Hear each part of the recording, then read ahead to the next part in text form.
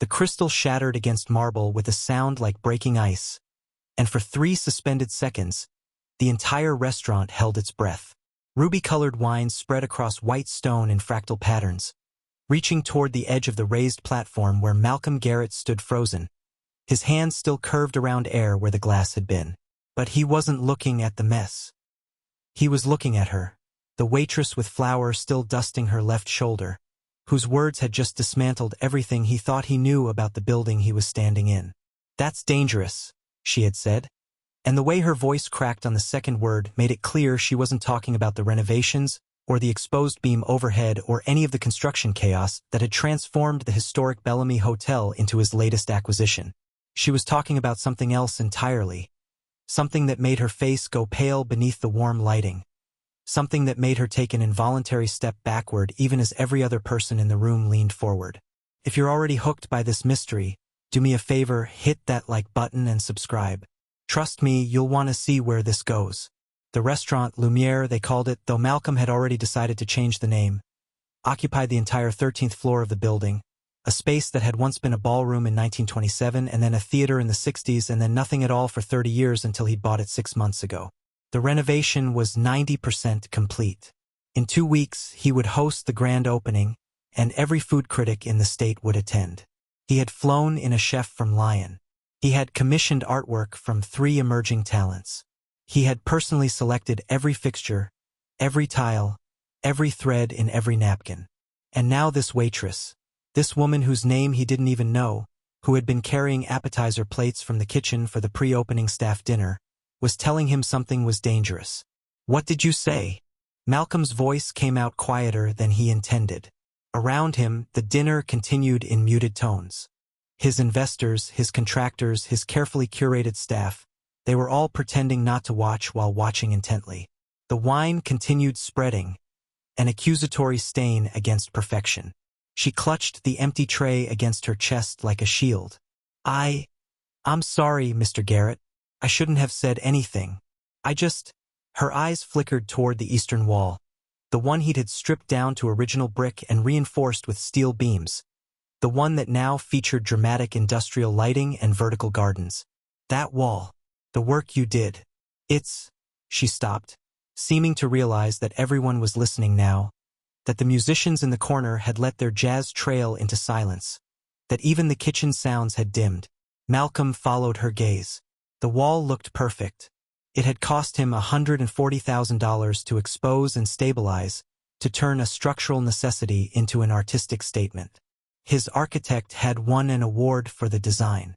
"The wall is structurally sound," he said. But even as he spoke, he wondered why he felt the need to defend it to someone who served appetizers for a living. "I know," she said, and her voice was so soft now that he had to lean in to hear her. "I know it is. That's not what I meant." She looked directly at him then, and he saw something in her expression that he couldn't immediately name. Not fear exactly, and not anger, but something adjacent to both. Knowledge, maybe, or memory. "My grandmother worked in this building, back when it was still the Bellamy. She worked here for 43 years.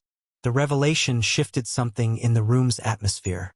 Malcolm felt his business partner, Trevor, materialize at his elbow. "That's wonderful," Trevor said in his smooth PR voice, the one he used when situations needed defusing. "We love having people with connections to the building's history. In fact, we should feature you in the opening promotional materials." "No." The word came out sharp, and the waitress, still nameless, shook her head firmly. "No, I don't want to be featured. I just needed to tell someone. That wall, the one you exposed, it wasn't supposed to be exposed. Ever. There's a reason it was covered." Malcolm felt an irritation kindle in his chest. He had permits for everything. Inspections had been passed. Engineers had signed off. "Miss, I appreciate your family connection to this space, but I assure you that every aspect of this renovation has been thoroughly vetted. The wall is not only safe, it's one of the design's strongest features." "I'm not talking about safety," she said, and now her knuckles were white against the tray. "I'm talking about what's behind it." The restaurant had gone completely silent now. Even the ventilation system seemed to have quieted, as if the building itself was listening. Malcolm became aware of how many people were watching. His executive chef in the kitchen doorway, wiping his hands on his apron. His lead investor, Catherine, with her wine glass paused halfway to her lips. The two journalists he'd invited to preview the space, their phones almost certainly recording. "What's behind it?" Malcolm asked, and he was surprised to find that he genuinely wanted to know. The waitress's jaw worked for a moment, as if she was physically chewing through whether to continue.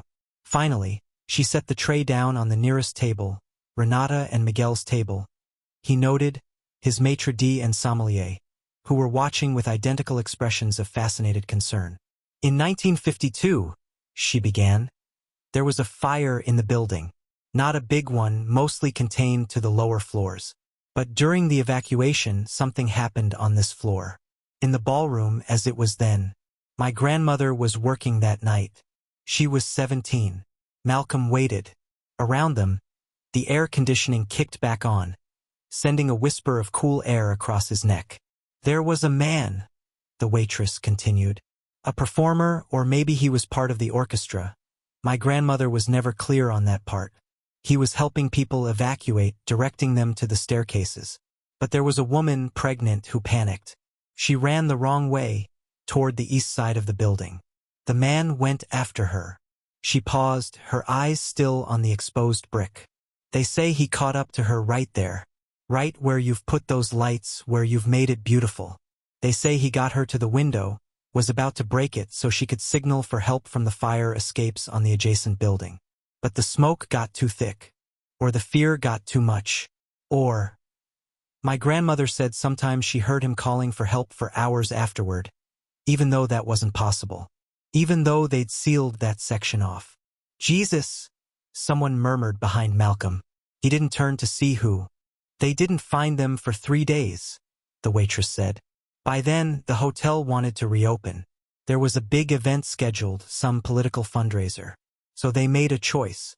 Instead of dealing with it properly, instead of having a funeral, instead of acknowledging what happened, they built a new wall. Right there. They covered over that entire section with brick and plaster, sealed it up, and pretended it had always been that way. They moved the windows, changed the architectural plans. My grandmother said the construction took 48 hours. She said she could hear the hammering while she worked the dining room below. She said she knew exactly what they were doing, and she never forgave herself for staying quiet. Malcolm's mouth had gone dry. That's not possible. We would have found something.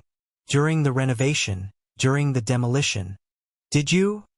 The waitress asked simply. And that was when Malcolm realized that he didn't actually know. He hadn't been present for most of the demolition. He'd hired people, contractors, and a project manager. He'd seen photos, sure, and he'd visited the site periodically, but he'd been in Singapore when they'd taken down the eastern walls. He'd been in Singapore and then New York, and by the time he'd returned, the exposed brick was already being stabilized, already being transformed into the feature he'd bragged about in the press release. "What's your name?" he asked. "Nora Bellamy," she said, and something clicked into place in his mind. Bellamy. Like the hotel's original name. Like the family that had built and run this place for 3 generations before selling it off in the 80s. "I didn't tell anyone who I was when I applied for the job. I needed to see what you'd done to it. What you'd done to the place my grandmother loved and hated in equal measure." Malcolm bent down slowly and picked up a large shard of the broken glass. His reflection distorted across its surface, stretched and wrong. "If what you're saying is true, and I'm not saying I believe it, but if it's true, there would be records. Death certificates. Missing person reports." "There are," Nora said. "I have them. Articles too, though they're brief. It was 1952. The hotel had powerful friends. The story got buried just like the bodies did." She pulled her phone from her apron pocket with shaking hands, swiped through a few screens, and held it out to him. "This is from the Chronicle, May 14th, 1952. Bottom of page 7. Malcolm took the phone, aware that everyone in the restaurant was now crowding closer, abandoning any pretense of discretion. The article was short, barely a paragraph, and it had been photographed from what looked like microfilm. "Bellamy Hotel reopens after minor fire," the headline read. Staff member and guest still missing. He skimmed the text. Vague language, phrases like, presumed to have left the scene, and search ongoing. That meant nothing and everything. Scroll right, Nora said quietly. He did. The next image was a death certificate dated 6 months later. James Patrick Coleman, age 28. Cause of death: smoke inhalation. Place of death: Bellamy Hotel. The certificate noted that the body had been discovered during routine maintenance. There was a second certificate, Elena Vega, age 24. Same cause of death, same date of discovery. Routine maintenance, Malcolm repeated hollowly. They were opening up walls to install air conditioning, Nora said. My grandmother was working the day they found them. She said the construction crew came out of the service elevator gray-faced and silent. She said they brought the bodies out in the middle of the night, through the loading dock, wrapped in canvas. She said the hotel manager paid the workers triple their wages to forget what they'd seen. And most of them did forget, or at least they pretended to. But my grandmother couldn't. She worked here for 3 more decades, and she said every time she came up to this floor, she could feel them. Not haunting exactly. She didn't believe in ghosts. But their absence, she said. The space where they should have been acknowledged. Malcolm handed the phone back, his mind racing through implications and possibilities and legal ramifications. Trevor was already on his own phone, presumably calling their lawyer. Catherine had set her wine glass down and was staring at the eastern wall with an expression of horrified fascination. The journalists were definitely recording now, not even trying to hide it. Why didn't you say something sooner? Malcolm asked. Why wait until tonight? Until we're 2 weeks from opening? Nora's laugh was bitter and small. Because I did say something. 3 times. I sent emails to your office. I called the project manager. I even showed up to one of your community feedback sessions and tried to speak during the public comment period. But I'm a 26-year-old waitress with a family story and no proof beyond my grandmother's memories and some old newspaper clippings. Nobody wanted to listen. Or maybe they did listen and decided it didn't matter. She looked around at the assembled crowd, at the beautiful restaurant with its Edison bulbs and reclaimed wood and the exposed brick wall that had been someone's tomb. But I had to try one more time. I got hired here because I thought maybe if I was inside, if I was part of the team, someone would take me seriously. And then tonight, I saw you standing there, toasting the wall, celebrating it, and her voice broke.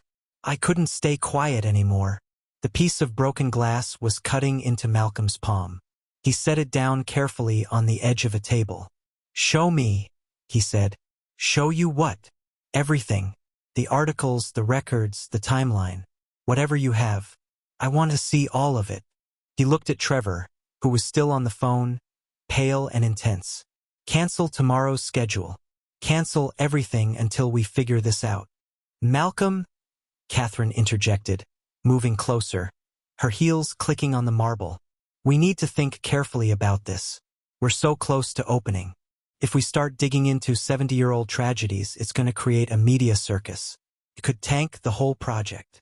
Good, Malcolm said, surprising himself with the vehemence in his voice. Maybe it should. He wasn't sure where the words had come from. This building, this restaurant, this entire venture represented 2 years of his life and a significant portion of his fortune. He had fought city council for permits, battled with preservation societies, negotiated with unions. He had poured himself into making this space perfect, making it worthy of the awards he assumed would come, making it a testament to his vision and taste. But standing here now, looking at Nora Bellamy's exhausted face and the wall that might be a grave and the wine still spreading across his perfect floor, Malcolm realized something that had been creeping up on him for months. He was tired of building monuments to himself. He was tired of winning at the expense of truth. He was 43 years old, and he had more money than he could spend in 5 lifetimes, and he couldn't remember the last time he'd done something that made him feel genuinely human. Everyone out, he said quietly. Then, louder, everyone out. Dinner is over. Go home. We'll contact you about next steps. There was a moment of stunned silence, and then the room erupted in movement. Chairs scraping, voices murmuring. the journalists rushing to be the first out the door so they could file their stories. Trevor tried to pull him aside, but Malcolm waved him off. Not now. Tomorrow. Just let me think. Within 10 minutes, the restaurant had emptied. Even the kitchen staff had left, abandoning their stations with the efficiency of people who knew when not to argue with the boss. Only 2 people remained. Malcolm, standing in the center of the room surrounded by half-eaten meals and abandoned wine glasses, and Nora, still clutching her phone, looking simultaneously defiant and terrified. I probably just got fired, she said. Probably, Malcolm agreed. But I'm almost certainly about to lose millions of dollars and my reputation, so we're even. He moved toward the eastern wall, toward the beautiful exposed brick that now felt like an accusation. Up close, he could see the variation in the mortar, the subtle difference in color between the older bricks and the newer ones they'd added during stabilization. His architect had praised the visual texture, the way history and present merged seamlessly. What are you going to do? Nora asked from behind him. Malcolm pressed his palm against the brick. It was cool and solid and completely ordinary. I don't know yet, but we're going to start by finding out the truth. All of it. And then we're going to decide what's right. What's right might mean shutting this place down. I know. It might mean admitting that your entire renovation was built on top of something horrible. I know that too. Nora was quiet for a long moment. Then she said very softly, my grandmother's name was Rosa Bellamy. She died when I was 15, but before she did, she made me promise something. She made me promise that if I ever got the chance, I would make sure people knew what happened here. She said everyone deserves to be remembered, even if, especially if, the world tried to forget them. I thought I'd never get that chance. And then you bought the building. Malcolm turned to face her. In the dim light, the kitchen had shut down, the Edison bulbs on their dimmers. She looked younger than he'd first thought, barely more than a girl herself. Your grandmother was right, he said. And I'm sorry. I'm sorry I didn't listen sooner. I'm sorry I built something beautiful without knowing what it cost. So what now? Nora asked. Malcolm looked around the restaurant, at the carefully curated perfection of it all, at the fortune and time and ego that had been poured into every detail. Then he looked back at the wall, at the brick that might be hiding more than architectural interest. Now, he said, we tear it down. Nora Bellamy had been awake for 19 hours when she finally made it back to her apartment. A 4th-floor walk-up in a building that smelled perpetually of curry and cigarette smoke even though smoking had been banned for years. Her feet ached. The cheap non-slip shoes she wore for restaurant work had rubbed blisters on both heels. And her mind felt static, unable to settle on any single thought for more than a few seconds. She had just potentially destroyed a billionaire's dream project. She had just maybe gotten herself fired. She had just done the one thing her mother had begged her not to do. Let it go, her mother had said 3 months ago. When Nora had first announced her plan to apply for a job at Lumiere, they'd been sitting in the tiny kitchen of the house Nora had grown up in, the house that had been bought with Rosa Bellamy's decades of wages. Each dollar saved meticulously even though saving had meant going without. Had meant winters with the thermostat set to 60 and summers with no air conditioning and clothes that lasted until they were threadbare. Your grandmother is gone. The people who made those decisions are gone. All you're going to do is hurt yourself chasing ghosts. But Nora couldn't let it go. She had tried. After Rosa died, Nora had packed away the shoeboxes full of newspaper clippings and photographs and handwritten notes, had shoved them into the back of her closet behind winter coats and old textbooks.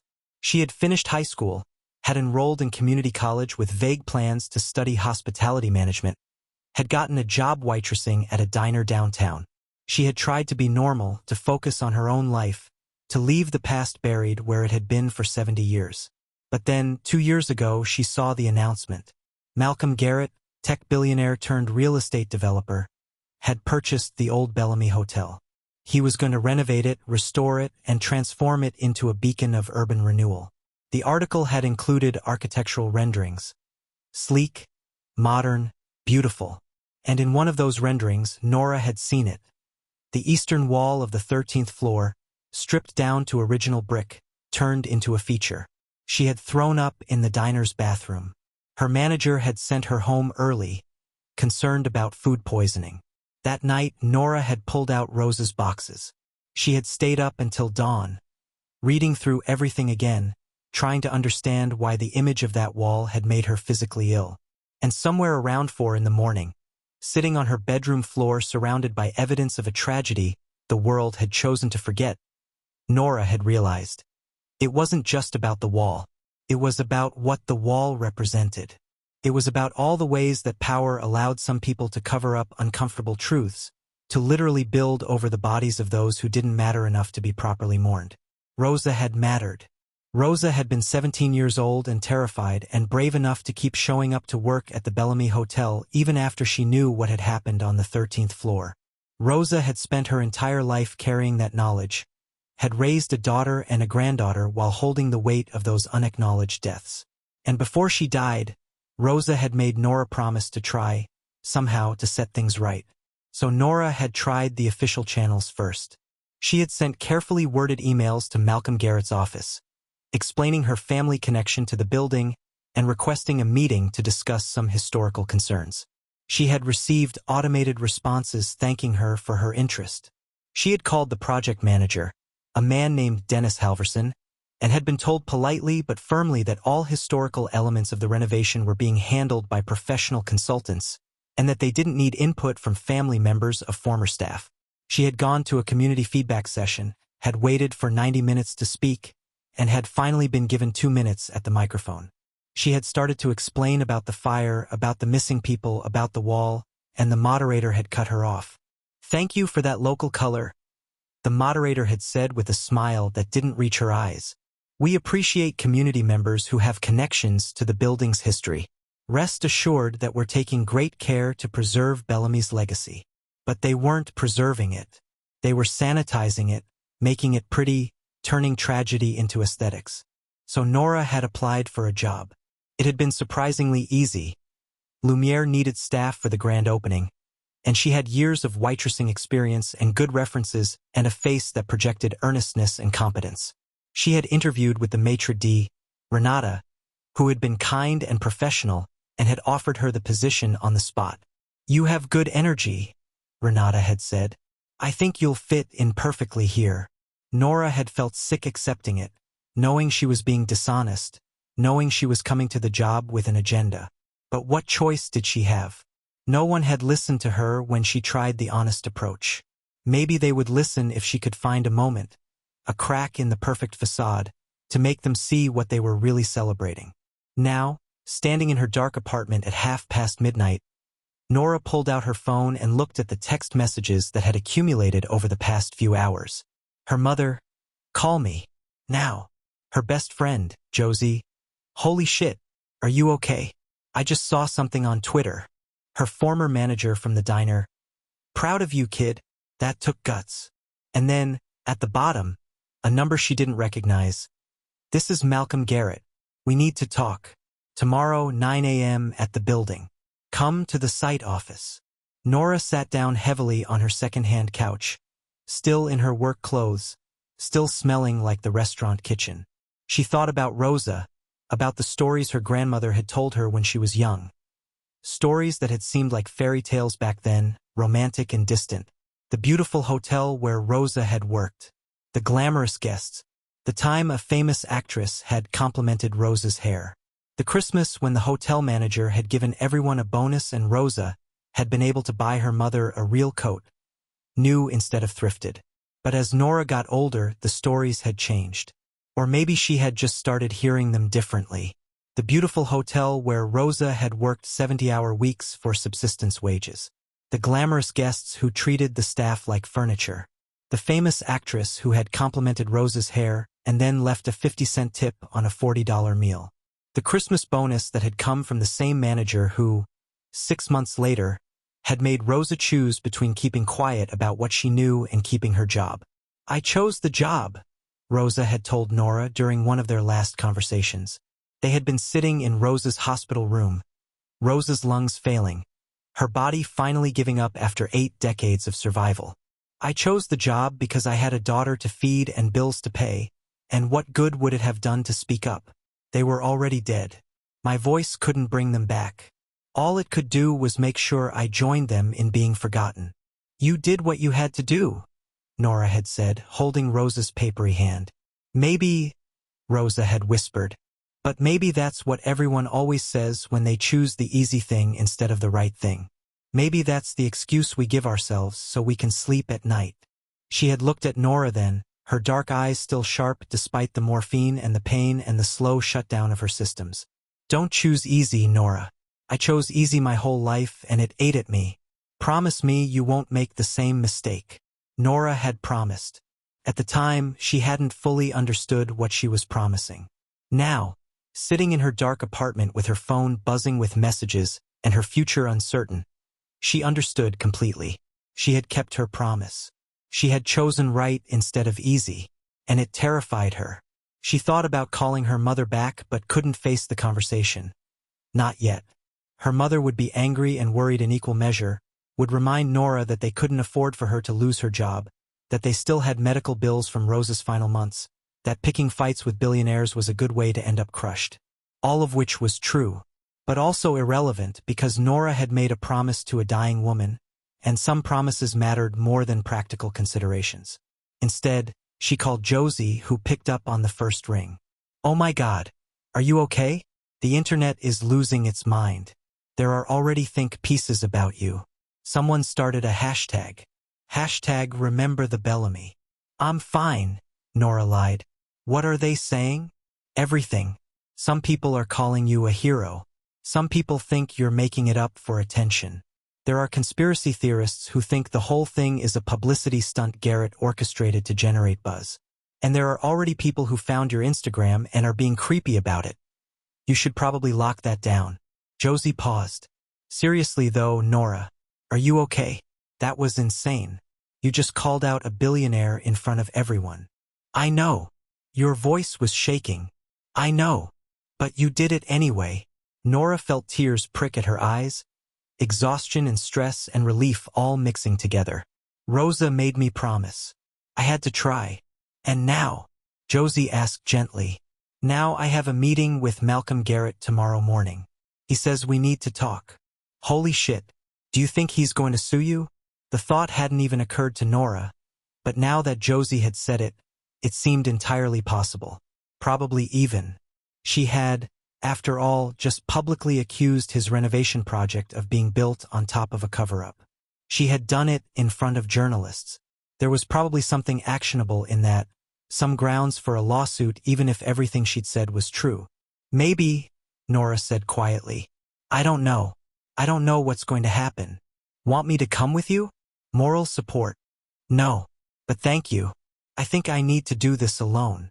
They talked for a few more minutes, Josie filling the silence with updates about her own life, clearly trying to distract Nora from spiraling.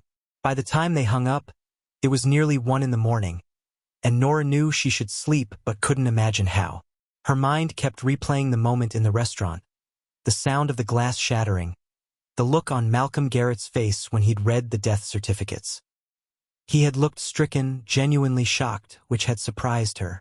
She had expected anger or dismissiveness or the kind of smooth denial that powerful people specialized in. But instead, he had looked like someone who had just been told that their entire world was built on a foundation of quicksand. Nora changed out of her work clothes and into pajamas, washed her face, brushed her teeth, went through all the motions of preparing for sleep. But when she lay down in bed, she just stared at the ceiling, watching shadows from passing cars slide across the plaster. She thought about James Patrick Coleman and Elena Vega, about the fact that they had been real people with real lives before they became cautionary tales in her grandmother's stories. She had looked them up once, had spent days combing through archives and genealogy websites. James had been a musician, trained at a conservatory in New York, had played clarinet in a small jazz ensemble that performed at hotels and clubs throughout the city. Elena had been a secretary at a law firm, had been 6 months pregnant when she died, had been planning to marry the father but hadn't yet because his parents didn't approve. The baby would have been a girl. Elena had told her sister she wanted to name her Margaret. These details were all in Rosa's notes, stories that Rosa had collected over the years from other hotel workers, from newspaper obituaries, from the few family members who had been willing to talk about what happened. Nora had compiled everything into a timeline, had created a document that laid out the facts as she understood them. The fire had started in the kitchen on the 3rd floor at approximately 8:45 p.m. on May 9, 1952. The evacuation had been chaotic but mostly orderly. Most guests and staff had made it out within 20 minutes. But Elena, panicked and confused by smoke, had run toward the eastern side of the 13th floor instead of toward the main stairwell. James had seen her go and had followed, had been trying to help her when the smoke overcame them both. By the time the fire department cleared the building, James and Elena were unconscious in a space that was then a storage alcove adjacent to the ballroom. Someone, Rosa was never sure who, had made the decision not to bring them out immediately, to wait until the hotel could be reopened, to handle it quietly. And then someone else had decided to handle it very quietly indeed. To seal them in rather than face the bad publicity, the questions about safety procedures, the potential lawsuits. It had been easier to build a wall and move on. Nora finally fell asleep around 3 in the morning, her phone still clutched in her hand. Her dreams full of smoke and voices calling for help and walls that grew taller the harder she tried to tear them down. She woke to the sun streaming through her window and her phone alarm screaming. 7 a.m. She had 2 hours to get to the Bellamy Hotel and face whatever Malcolm Garrett had decided. She showered quickly, dressed in jeans and a button-down shirt. Something that felt serious but not too formal. Something that said she was taking this seriously but wasn't intimidated. She pulled her hair back into a ponytail, skipped makeup except for a touch of concealer under her eyes, and was out the door by 7:30. The subway was crowded with morning commuters, everyone pressed together in that specific kind of urban intimacy that required pretending no one else existed. Nora held onto the overhead bar and tried to organize her thoughts, trying to prepare for whatever was coming. But her mind kept skipping around, unable to focus, scenarios playing out in endless variation. He would fire her. He would sue her. He would apologize. He would tell her she was making everything up. He would thank her for bringing the truth to light. He would do nothing at all. By the time she emerged from the subway at the Bellamy Hotel stop, Nora felt queasy and unsteady. The building loomed above her, all 20 stories of it, the lower floors still showing their 1920s bones while the upper floors had been encased in glass and steel. It was a strange hybrid, beautiful in a jarring way, old and new colliding without fully integrating. The street-level entrance had been restored to its original grandeur, Art Deco details, brass fixtures, marble floors. Nora had been here a dozen times over the past 3 months, but today it felt different. Today she wasn't sneaking around. She had been summoned. The site office was in what had once been a coat check room off the main lobby. Nora knocked, heard a muffled "come in," and pushed open the door. Malcolm Garrett sat behind a temporary desk covered in architectural plans and permits and coffee cups. He looked like he hadn't slept either. His shirt was wrinkled, his hair uncombed, his eyes red-rimmed. When he saw Nora, he stood up quickly, almost knocking over one of the coffee cups. "You came," he said, and he sounded genuinely surprised, as if he had expected her not to show up. "You asked me to," Nora said simply. "I did, yes. Thank you." He gestured to the only other chair in the room, a folding metal thing that looked uncomfortable. Nora sat, trying to project confidence she didn't feel. Malcolm sat back down, rubbed his face with both hands, and then looked at her directly. "I've been up all night," he said. "After you left, I went through every construction document we have. Every photo from the demolition, every contractor's report, every inspection record. And I found something." Nora's heart started racing. "What?" Malcolm turned his laptop around so she could see the screen. It showed a photograph, grainy, poorly lit, of a wall in mid-demolition. This was taken by one of the contractors on the day they started work on the eastern wall. "Do you see this?" He zoomed in on a section of brick. "There's a seam here, a difference in the mortar. My project manager noted it in his report, said it indicated that this section of wall had been added later, probably sometime in the 50s based on the materials." He flagged it as interesting but not concerning. "Did anyone investigate further?" Nora asked. "No. There was no reason to. The wall was coming down anyway. We were exposing the brick, not preserving a specific configuration. So the demolition crew just kept working. Took down the whole thing. Sorted the bricks for reuse. He pulled up another photo. This one showing a pile of bricks stacked on the floor, waiting to be cleaned and repurposed. But here's the thing. I called the contractor this morning, the foreman who oversaw that specific job. I asked him if he remembered anything unusual. And he said, Malcolm paused, his jaw tight. He said they found some debris behind the wall. Old clothes, he thought, badly deteriorated. Maybe some other organic matter. He assumed it was from rats or water damage. They cleared it out, threw it in the dumpster and kept working. Nora felt cold all over. The clothes, she said quietly. That was them. That was James and Elena. Probably. Yes. Malcolm's voice was strained. The dumpster was emptied 2 days later. Taken to a landfill. There's no way to recover any of it now. They sat in silence for a moment, the weight of that reality settling between them. James Patrick Coleman and Elena Vega, who had been sealed in a wall for 70 years, had finally been removed, not with dignity or recognition or proper burial rites, but as construction debris. They had been thrown away. So what now? Nora finally asked. Malcolm closed the laptop. Now, he said, we figure out how to make this right, if that's even possible. The first thing Malcolm did was call a press conference.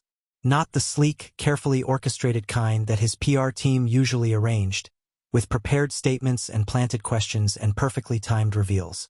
Instead, he sent out a simple email to every journalist who had been at the restaurant the night before, plus every major media outlet in the city. Emergency announcement regarding Lumiere and the Bellamy Hotel. Today, 2 p.m., hotel lobby. No questions will be avoided. His business partner Trevor arrived at the site office within the hour, practically vibrating with anxiety. Are you insane? He demanded, not bothering with pleasantries.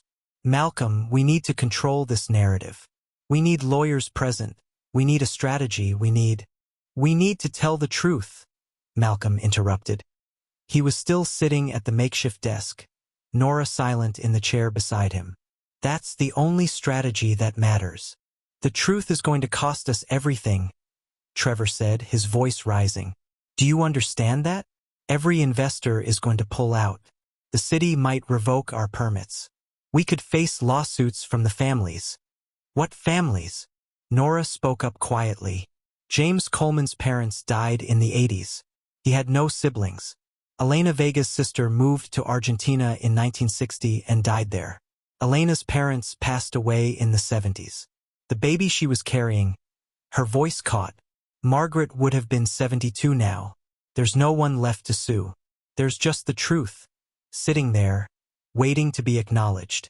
Trevor stared at her as if seeing her for the first time. Who are you again? The person who's been trying to tell you this for months, Nora said, and there was steel in her voice now. The person nobody would listen to until I managed to embarrass your partner in front of a room full of witnesses. Trevor, Malcolm said before his partner could respond. I'm doing this, with or without your support. But I'd prefer it to be with. Trevor ran his hands through his hair, paced to the window, stared out at the construction equipment still parked along the street. Finally, he turned back. If we're going to do this, we do it right. Full transparency. We bring in historians, we offer to fund a proper memorial, we make this about honoring those people, not about us trying to save face. Because the second this looks like damage control, we're finished. Agreed, Malcolm said, and felt something release in his chest. He hadn't realized until that moment how much he'd been bracing for Trevor to walk away. By noon, they had assembled a team. Malcolm, still running on no sleep and his third cup of coffee, coordinated the arrivals. Nora had called a local historian she'd corresponded with during her research, a woman named Dr. Patricia Chun who specialized in urban labor history. Dr. Chun arrived with 3 boxes of materials, newspaper archives, city records, photographs of the Bellamy Hotel from the 40s and 50s. Catherine, Malcolm's lead investor, came as well, though she made her displeasure clear. I'm here because walking away now would look worse than staying, she said bluntly. But Malcolm, I want you to know this is the most reckless thing I've ever seen a business partner do. Noted, Malcolm said. The press conference was chaotic. Malcolm had expected a couple dozen journalists. Nearly 100 showed up, cramming into the lobby with cameras and microphones and notebooks. News vans lined the street outside. Nora stood beside Malcolm at a hastily assembled podium, her hands shaking but her expression determined. Dr. Chun was on his other side, her materials spread across a table. Malcolm stepped up to the microphone and the room fell silent. He could see people from his staff in the crowd, Renata Miguel the chef.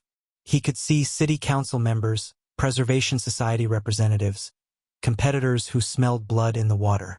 He could see the two journalists from last night, front and center, recording everything. Thank you all for coming, Malcolm began. His voice sounded strange in his own ears, too formal, too distant. He cleared his throat and started again. Last night, during a staff dinner at what was meant to be the future home of Lumiere Restaurant, I learned something that has fundamentally changed my understanding of this project and this building. I learned that in 1952, 2 people died in this hotel during a fire: James Patrick Coleman, a musician, and Elena Vega, a secretary who was 6 months pregnant. And I learned that instead of acknowledging their deaths, instead of holding proper services or notifying families or doing any of the things that should have been done, the hotel management of that era made a choice. They sealed the bodies in a wall and pretended it had never happened. The room erupted, journalists shouting questions, cameras flashing, the sound cascading and overlapping until it was just noise. Malcolm raised his hand and waited for quiet. During our renovation, we unknowingly demolished that wall. The remains of James Coleman and Elena Vega were discarded as construction debris. We didn't know. But not knowing doesn't absolve us of responsibility for what happened next. He paused, looking at Nora, who nodded encouragement. Nora Bellamy, who is standing with me today, tried to warn us. She sent emails, made phone calls, and attended public meetings. She tried to tell us what her grandmother, a longtime employee of this hotel, had witnessed and carried with her for decades. And we didn't listen. I didn't listen. I was too focused on my vision for this space to hear what she was trying to tell me about its history. What are you going to do now? Someone shouted from the crowd. We're going to stop, Malcolm said simply. All construction is halted as of this moment. We're bringing in forensic specialists to examine the demolition site to see if any trace remains of James and Elena. We're working with Dr. Patricia Chun, a historian who has been researching this incident, to compile a complete record of what happened, and we're going to create a memorial, not a plaque or a small notation, but something meaningful, something that honors the lives that were lost and the injustice that followed. What about the restaurant? Another voice called out. I don't know, Malcolm admitted. Maybe it still opens in a different form with a different purpose. Maybe it becomes something else entirely. But it won't open in 2 weeks as planned. And it won't open until we've done right by the people who died here. How much is this going to cost you? Malcolm laughed, a short, bitter sound. More than money. But that's not the point, is it? The point is that some things matter more than profit. Some things matter more than success. And if I have to learn that lesson by losing everything I've invested in this project, then maybe that's what needs to happen. The questions continued for another 45 minutes. Dr. Chun presented her research, showing photographs of James and Elena, reading from contemporary newspaper accounts, explaining how common it had been in that era for businesses to cover up accidents and deaths to protect their reputations. Nora spoke about her grandmother, about Rosa Bellamy's decades of service and her lifetime of carrying guilt and knowledge that she could never put down. My grandmother wasn't perfect, Nora said, her voice steady even though Malcolm could see tears in her eyes. She made choices that she regretted. She stayed silent when maybe she should have spoken. But she was also a 17-year-old girl, an immigrant, someone with no power and no resources and a family depending on her income. She did what she thought she had to do to survive. And for the rest of her life, she tried to make sure that what happened to James and Elena wouldn't be forgotten. This, she gestured around the lobby, at the cameras and the crowd. This is me finishing what she started. After the press conference, Malcolm's phone exploded. Investors calling to pull funding. Contractors demanding payment for halted work. The city's building department requested an emergency meeting.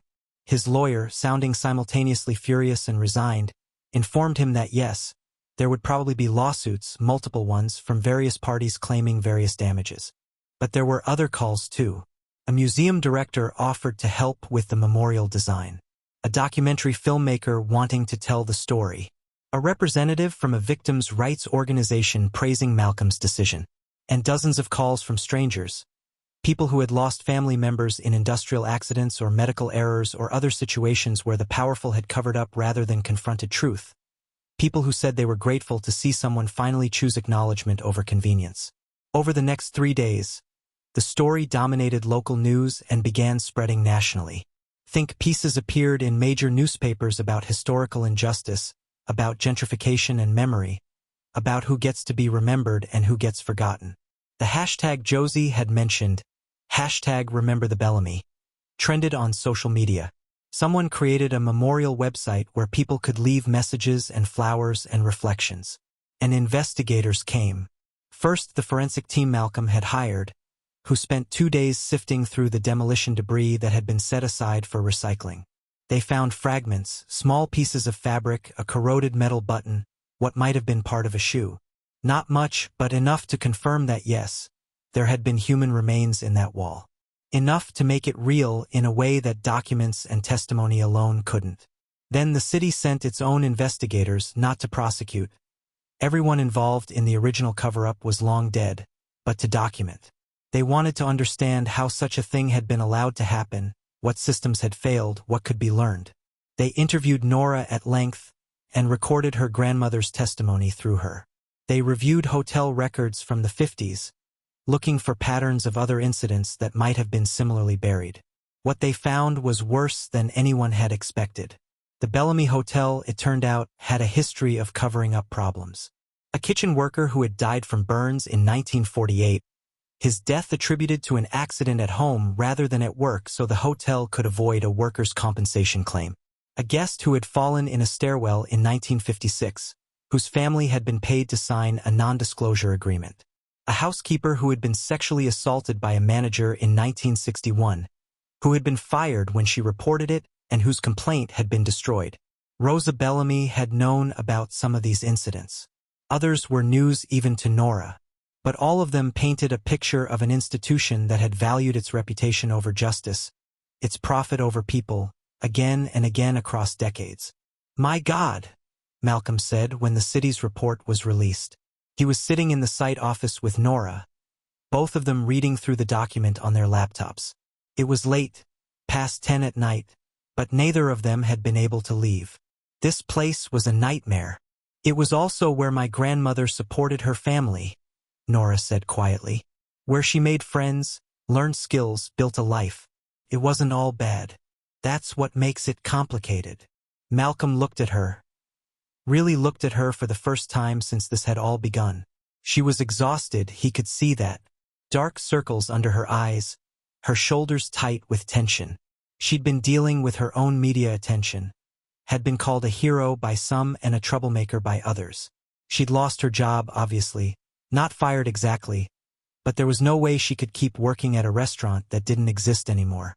And yet here she was, night after night, helping him figure out what came next. "Why are you still here?" he asked. "You did what you came to do. You told the truth. You kept your promise to your grandmother. You could walk away now." Nora was quiet for a long moment. "I could," she finally said. "But this isn't finished. The truth is out. But that's just the first step. The real work is figuring out what we do with it, how we honor it, how we make sure it actually means something instead of just becoming another news cycle that people forget about in a week." "And you think I can do that? After everything?" "I think you're trying to," Nora said, "which is more than most people would do. Most people would have lawyered up, issued a statement, and moved on. You stopped everything. You're actually listening. That matters." Malcolm wanted to believe her, but the weight of what he'd lost was becoming more real every day. 3 investors had pulled out completely. His architect had resigned, unwilling to be associated with the project anymore. The city had imposed new requirements, additional inspections, a formal review process, stipulations about how the space could be used. The restaurant, as he'd originally conceived it, was dead.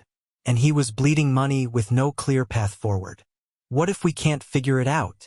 He asked. What if there's no good answer? What if the right thing is to just walk away and let this building stay empty? Then that's what we do, Nora said. But I don't think that's right. I think the right thing is to transform this place into something that acknowledges what happened while also creating something new. Something that doesn't erase the past but doesn't stay trapped in it either. Like what? Nora pulled up a document on her laptop, something she'd clearly been working on. I've been thinking about this. What if instead of a high-end restaurant, the 13th floor becomes a community space?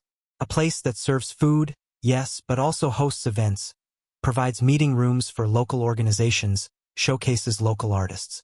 What if we partner with worker advocacy groups? Make this a place that celebrates labor and justice instead of luxury. Malcolm read through her proposal. It was detailed, thoughtful, probably completely financially unsustainable. It was also the first thing in days that had felt right. I'd lose everything, he said. Maybe not everything, Nora countered. The building still has value. The lower floors could still be developed carefully, ethically, with proper attention to history. You'd make less money than you planned, sure. But you'd create something meaningful. And honestly, don't you have enough money already? Malcolm laughed despite himself. That's not usually how wealthy people think. I know, Nora said. That's kind of the problem. Over the next week, the idea began to take shape. Malcolm brought in new architects, ones who specialized in adaptive reuse and community-centered design. They proposed keeping the exposed brick wall but turning it into a memorial wall, with names and photographs of James, Elena, and the unborn Margaret, along with information about other workers who had been harmed by the hotel's practices. The rest of the 13th floor would be designed for flexibility, spaces that could host dinners or meetings or art shows or whatever the community needed. Not everyone was supportive. Catherine, his remaining major investor, told him he was committing financial suicide. You could have salvaged this, she said during their final meeting. You could have done some symbolic gesture, opened the restaurant as planned, and moved on. Instead, you're turning this into some kind of social justice project that will never turn a profit. You're probably right, Malcolm agreed. So I understand if you want to pull your investment. Catherine studied him for a long moment. You really mean this? This isn't some elaborate PR stunt. No, it's not. She sighed. Then I'm in. Not because I think it's a good business decision. It's not. But because I've spent 30 years making good business decisions and I'm tired of it. Maybe it's time to make a bad business decision that's actually a good human decision. With Catherine still on board, they had enough funding to continue, though barely. The redesign would be simpler, less expensive. The food would be good but not haute cuisine. They'd hire a chef who specialized in community cooking, in dishes that fed people's souls as well as their bodies. They'd pay staff well above minimum wage, offer benefits, create a worker cooperative model where employees had a voice in decisions. It was ambitious. It was probably impossible. But they were going to try. The memorial wall was installed first. Malcolm and Nora worked with Dr. Chun and a design team to create something that was both beautiful and solemn. The exposed brick remained, but now it was supplemented with bronze plaques that told the story of James Patrick Coleman and Elena Vega. There were photographs. James with his clarinet, Elena at her desk, smiling. There was a small sculpture of a pregnant woman and a musician, their forms abstract but recognizable, positioned as if they were helping each other move forward. And there was text. Not a lot, but enough to make clear what had happened and why it mattered. In memory of James Patrick Coleman, 1924 to 1952, and Elena Vega, 1928 to 1952, who died in this building during a fire and whose bodies were sealed in a wall rather than properly honored. And in memory of all workers whose dignity, safety, and lives have been sacrificed for profit and reputation. May we remember. May we do better. On the day the memorial was unveiled, they held a ceremony. It wasn't large, they'd kept it deliberately small, intimate. but the people who came mattered. There were descendants of other hotel workers from Rose's era, people who had their own stories of injustice and survival. There were union representatives and community organizers. There were strangers who had followed the story and wanted to pay respects. And there was a surprise visitor. An elderly woman, nearly 90, approached Nora after the ceremony. "I'm Sarah," she said, her voice wavering with age and emotion. "Sarah Coleman Ferraro. James was my uncle, my father's brother. I was 6 when he died, and my father never talked about it. Never explained what happened, just said Uncle James was gone. I thought I'd never know the truth, and then I saw the news, and I wanted to come, to finally say goodbye." Nora felt tears streaming down her face. "I'm so glad you're here. I'm so sorry about what happened to your uncle." "It wasn't your fault," Sarah said. "But thank you. Thank you for making sure he wasn't forgotten. Thank you for making sure people knew he tried to help someone. That he was a good man who did a brave thing." They stood together in front of the memorial wall. This woman who had lost an uncle and this woman who had inherited her grandmother's promise. And they cried together. Malcolm, watching from a few feet away, felt something shift in his chest. This moment of connection, of grief acknowledged and shared. This was worth more than any successful restaurant opening could ever have been. The backlash, however, was intense. Conservative media outlets accused Malcolm of woke capitalism and virtue signaling. Business publications ran articles about his financial losses, using him as a cautionary tale about what happens when feelings override fiscal responsibility. There were protests, small ones but loud, from people who thought he was desecrating the building's history by focusing on tragedy rather than glamour. And there were lawsuits, not from James or Elena's families, but from other stakeholders. A group of small business owners nearby claimed the construction delays and media attention were hurting their profits. A preservationist organization sued to stop the renovation entirely, arguing that the building should be frozen as it was, a historical artifact rather than a living space. The city imposed fines for permit violations, minor issues, but expensive. Malcolm's personal wealth took a beating. He had to sell his penthouse apartment to cover costs. He had to liquidate investments. His financial advisors quit in frustration. Friends stopped returning his calls, uncomfortable with his sudden transformation from successful entrepreneur to what they saw as a reckless idealist. But other things happened too. Small donations started arriving from ordinary people who wanted to support the project. A workers' union offered to help fund the community space component. Local artists volunteered their time to create murals and installations that would honor labor history. A culinary school partnered with them to provide training for people trying to enter the restaurant industry, making the space not just a place to eat, but a place to learn and grow. Slowly, painfully, the space took shape, not as the elegant, exclusive restaurant Malcolm had originally envisioned, but as something messier, more complicated, more alive. They called it the Common Table, a name suggested by Renata, who had stayed on despite everything, who had believed in the transformation. 6 months after the night Nora had spoken up, they were almost ready to open. Not quite. There were still details to finish, staff to train, systems to refine. But close enough that they could see what they'd created. A space where the walls told true stories. A space where food would be served with dignity and care, to people who could afford it and people who couldn't, in a model that subsidized meals for those in need. A space that acknowledged the past without being imprisoned by it. Malcolm and Nora stood in the center of the dining area late one evening, surrounded by tables and chairs and the ghost of what might have been. "Are you going to be okay?" Nora asked. "Financially, I mean?" "Probably not," Malcolm said honestly. "I'll be fine. I won't be poor or anything.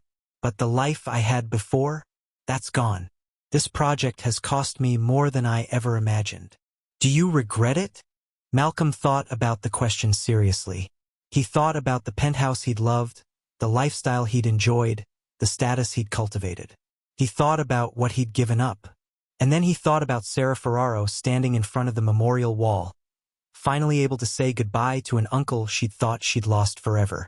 He thought about the workers who would have real jobs with real benefits because of the cooperative model they'd created. He thought about the truth, finally told after 70 years of silence. "No," he said. "I don't regret it.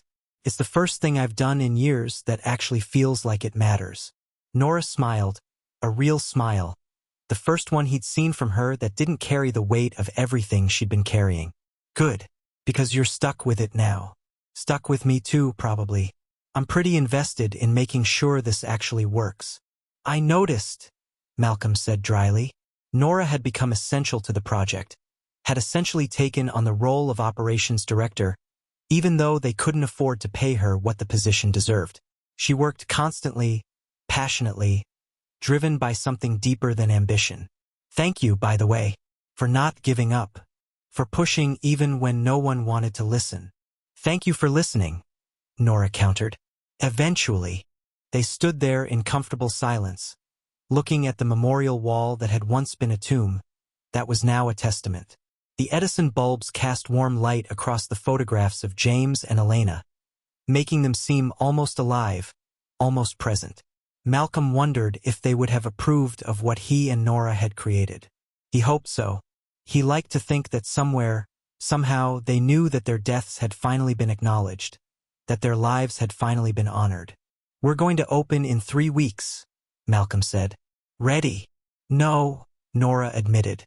"But let's do it anyway." The common table's soft opening day begins at 4 a.m. with Nora unable to sleep, her mind filled with anxiety about whether their ambitious project will succeed or fail. Malcolm texts her. He can't sleep either, and they meet early at the 13th floor of the Bellamy Hotel, where their unlikely friendship, forged through exhaustion and shared purpose, has transformed both of them. Over coffee and pastries by the memorial wall, they discuss their fears. 3 food critics are confirmed to attend, the mayor's office is sending representatives, and the entire city seems poised to either celebrate or condemn them. The restaurant operates on a revolutionary model. 3 days of traditional service, 2 days of pay-what-you-can meals for the community, and weekends reserved for workshops and local organization meetings. As dawn breaks, controlled chaos erupts. Flowers arrive wrong, equipment malfunctions, journalists call for interviews. By 10 a.m. opening, Nora feels exhausted but hopeful as she surveys the elegant simplicity of the dining room, the memorial wall glowing in natural light, and the staff standing ready. The first guests arrive at 10:30, community members who followed the journey, including an elderly woman who stops before the memorial wall, tears in her eyes. The food critics arrive at 11 a.m. with professional detachment, and Nora worries whether they'll appreciate this unconventional space that defies easy categorization. The first hour proceeds smoothly. Orders flow, food emerges perfectly timed, guests seem satisfied. Nora moves through the room telling the story of James Coleman and the 1952 fire, explaining how tragedy birthed transformation. She overhears Malcolm being interviewed about sacrificing profit for principle, and sees Dr. Chun discussing with union representatives how to use the common table as a model for other developments.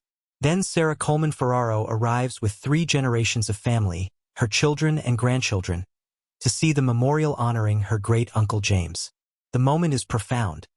Sarah's family stands before the wall, reading, touching the bronze plaque, crying tears of grief mixed with relief and gratitude. Sarah thanks Nora, explaining how her father carried the grief of his brother's mysterious death his entire life, how it haunted him, never knowing the truth. Her daughter asks to have lunch there, to be part of this acknowledgement, even if just for today.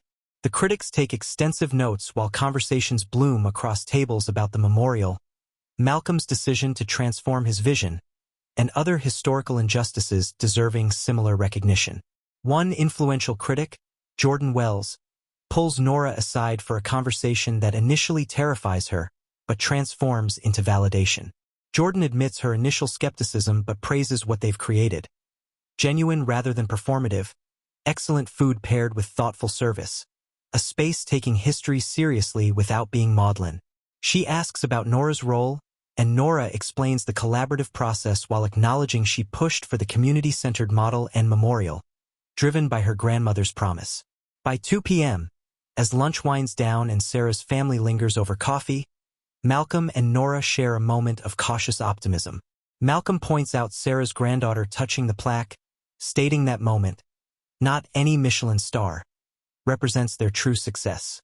The evening service brings more community members, artists whose work hangs on the walls, union members who helped fund renovations, neighbors who remember Bellamy's glamorous past and abandoned present, now curious about its transformation. Around 8 p.m., Mayor Richard Torres himself arrives unexpectedly, asking to speak with Malcolm and Nora privately. Conclusion. It's exactly what this city needs. Mayor Torres continued, settling into his chair. A model for how development can honor the past while building the future. I want to discuss making this a pilot program. City support, potential funding, connecting you with other historic properties undergoing renovation. Nora's heart raced. That would be incredible. There are conditions, the mayor added. Transparency about finances, regular community input sessions, measurable outcomes. But if you're willing to let others learn from what you've built here, the city wants to invest in making sure it succeeds. Malcolm and Nora exchanged glances. We'll need to discuss details, Malcolm said carefully. But yes, that's what we want, for this to be bigger than just us.